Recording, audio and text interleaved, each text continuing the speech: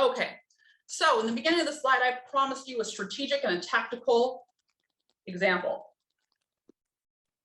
I want to explain what I'm considering tactical and strategic. So a tactical change when it comes to Discipline Agile is really from the team level. This is where I'm going to approach maybe the way I work with a team, maybe our life cycle, an approach to maybe gathering requirements. And then the scaling, that's going to be a broader application across a value stream or an entire line of business, maybe even your entire organization. So tactical is at the team level, strategic is at the business level.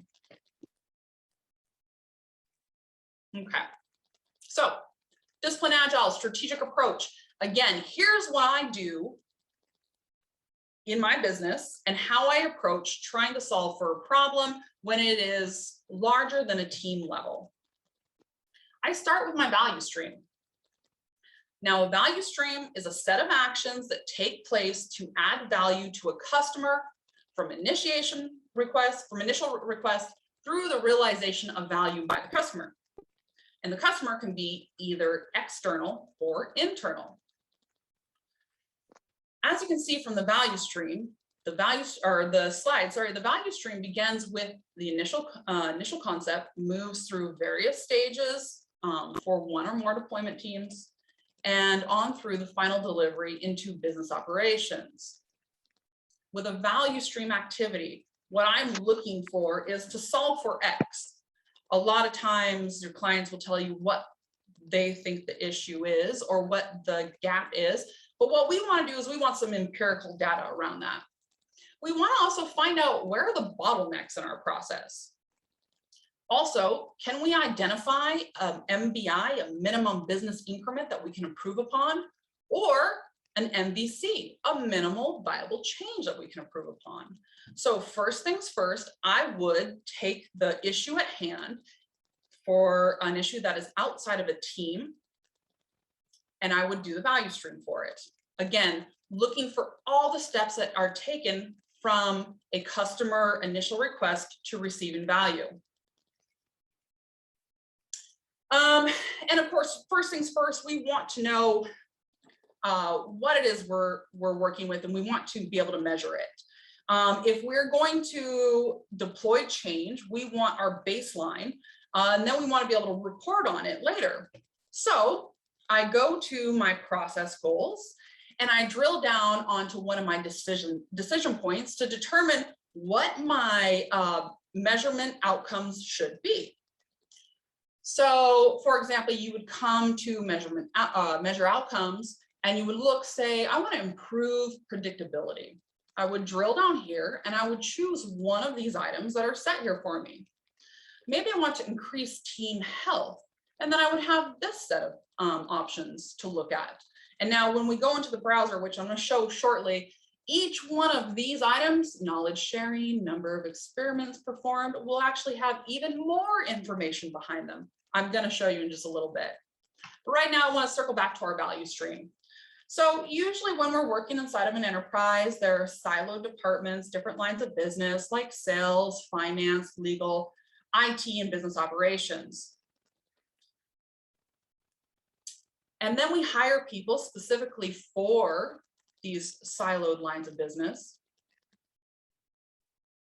And then once we're done standing up our teams inside these lines of business, we start writing policies and procedures, different KPIs, different goals. They don't really translate to each other. We have maybe different terminologies and different forms of technology. But when a customer requests something from us, it doesn't go down into one of these siloed lines of business. No, it cuts across all of them. And so when I'm looking for a value stream that goes from customer request to customer receive, I'll see that in this particular example, my value stream is sales, finance, legal, IT, and business operations. Okay, so let's take a scenario. Let's say in this scenario, and this is one I've certainly worked with a couple of times. Maybe you all will find it familiar.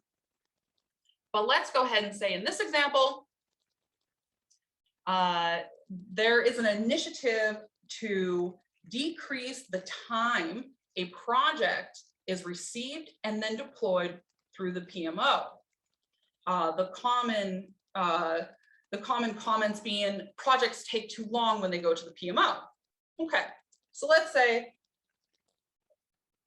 I'm the member of the PMO, and I know for me to deploy a project, here are all the lines of business I have to go through. The next thing I'm going to do is I'm going to develop a current state, a future state, and a deployment plan. Now, again, I'm always going to refer back to the Discipline Agile process goals or the process blades to help me develop all three of these items. So first we would define scope, and of course there's a process goal that helps us define scope. Then I would go through the exercise of creating a current state map, a future state map, and then an implementation plan. And so some of the things that come out of this process is having meaningful workshops and exercises, getting all the change makers and end users in a room together to create optimal buy-in into the plans that we create. Develop a transformational map we would tailor to the business needs, come up with deployment strategies, identify our minimum business increments and our minimal viable change, and then we would coordinate and prioritize the improvement backlog. So going back again to my value stream, this is the value stream we've identified for the PMO as part of the initiative to reduce time from project received to project deployed. So I would say, okay, I'm going to start with sales, and now I'm going to do a process mapping exercise. I'm going to start with sales, and I'm going to map out the process and see if I can find an area to improve on. And so let's say what happens is I start with sales, and I say it goes from sales to the project intake, and then a decision point comes where, is this part of our strategic planning? Yes, it is.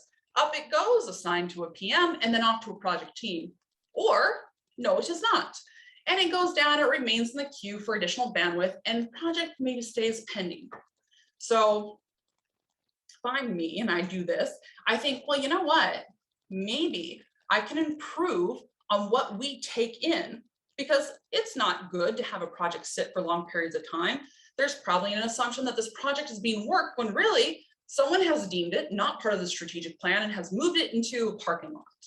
So I would go to my process goal and I would drill down on intake of work. And I would look to see, is there something that would help me improve the way we're intaking work from sales into the PMO? And I would say, okay, well, if I go down to my decision point of accept work, I see that one of my options is hand back work item. And I think, well, let me put this down as an option and we can talk about it later, but a good place to talk. And when I drill down on this hand back work item, I get even more information. And so it gives me the pros and cons of adopting this process inside of this project goal, process goal. All right, and that is how I would approach a strategic improvement or value delivery for from a value stream using Discipline Agile.